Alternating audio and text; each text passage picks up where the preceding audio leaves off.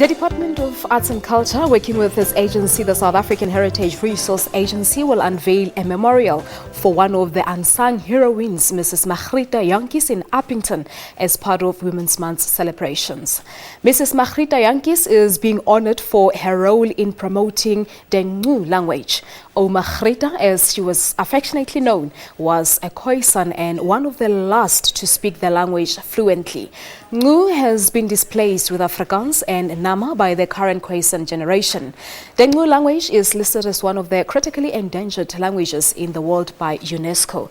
This language was spoken largely around in the areas Upington and Olifantshoek and possibly other surrounding areas as well in the Northern Cape. The Ngu language has 112 distinct sounds, which was passed on orally down the generations but was never written down.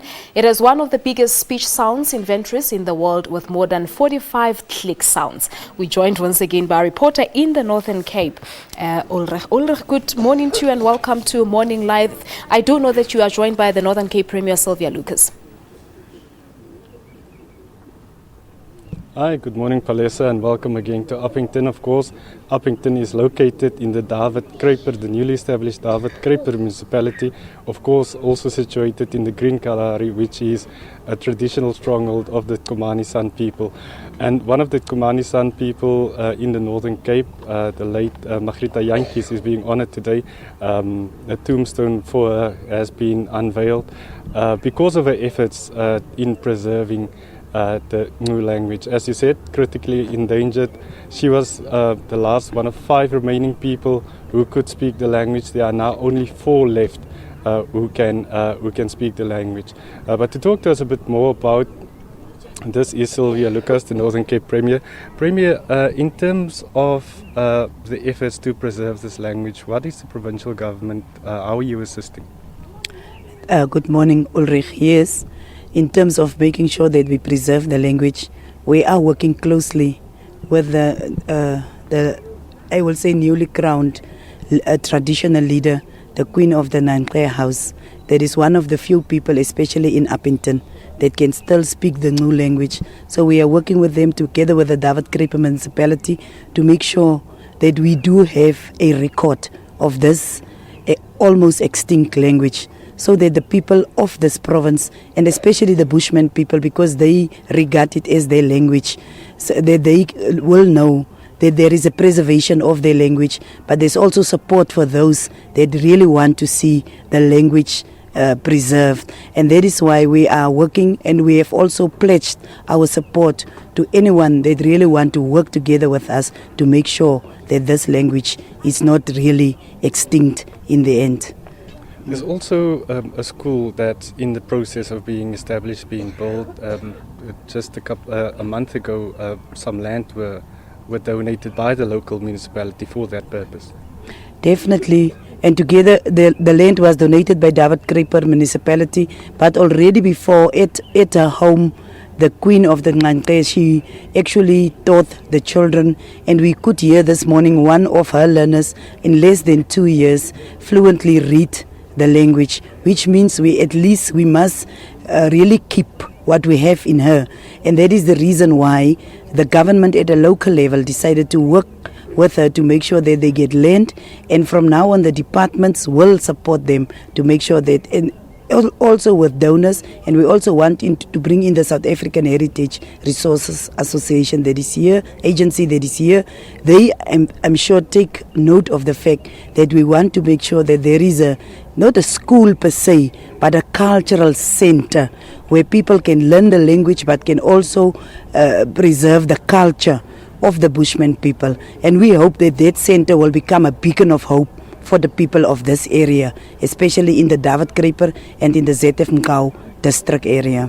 How about yourself, Premier? Are you going to attempt to learn this language?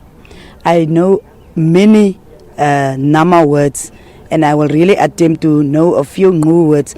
But this morning, I'm sure you have heard that I've been singing in the Namatal because it was the language of my grandmother, and it's not far removed from the Bushman language, which is the Ngu. And so for me, it will be very important to be able to at least greet in this specific language, and to really be able to say a few words so that people can see we accommodate everyone in this province, but also as the government of the African National Congress, that it's important for us that our cultural heritage should not be discarded. We should be able to make sure that people know that they are important in whatever they attempt to make sure that they reserve and they preserve their own culture.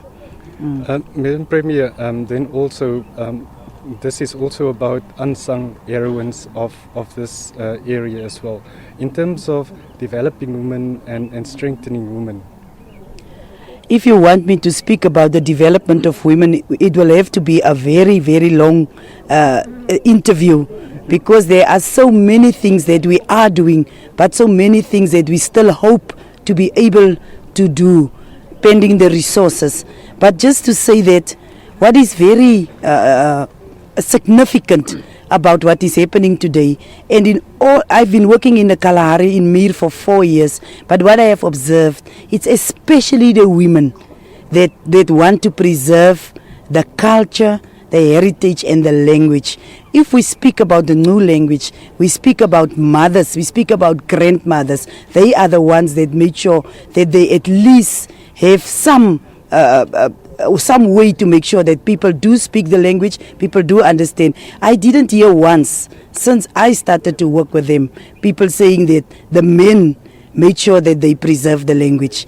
It was all the time the women, and it's especially significant that it is Women's Month, and we are now at a position where we are beginning to acknowledge our unsung heroines in the roles that they are playing, in the way they make sure that they keep the nation intact. And that is something that is very important.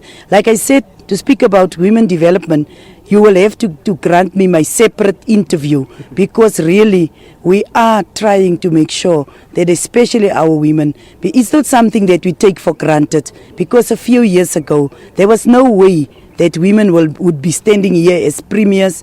There is no way that we would be able to say that we give acknowledgement to what women have meant for us as a nation. Although we know they are the ones that went barefoot, that carried children on their backs, that carried wood and water on their heads to make sure that they built the nation. Thank you very much, Premier. Thank you very much. That was the Premier of the Northern Cape, Sylvia Lucas, of course, present at the unveiling of the tombstone of Ouma Griet Jantjies. She was one of 5 people only who could speak the language, a critically endangered language listed by UNESCO, and then as well only 4 people left who can speak this language. Efforts are of course underway, a school being built. There's already a school, but a bigger school that will be able to accommodate more learners will be built in the coming months and years. And then also as well from the National Department, trying to get this as many people as possible to speak it, and then obviously looking at getting this in some schools in the curriculum, and then, as the Deputy Minister said in an interview earlier, looking at future to get this as a national language. Well, that's all from Upington in Northern Cape. It's back to the studio.